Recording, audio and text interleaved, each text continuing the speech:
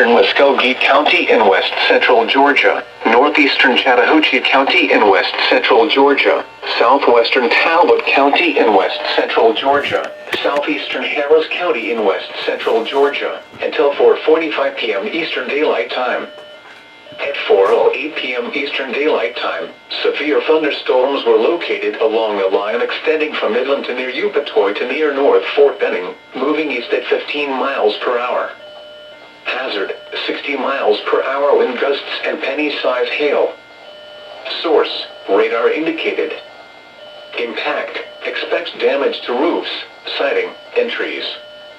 Locations impacted include North Fort Benning, Upatoy, Box Springs, and Midland. For your protection, move to an interior room on the lowest floor of a building. If you see wind damage, hail or flooding, wait until the storm has passed, and then call the National Weather Service toll-free at 1-866-763-4466 or tweet us your report at NWS Atlanta.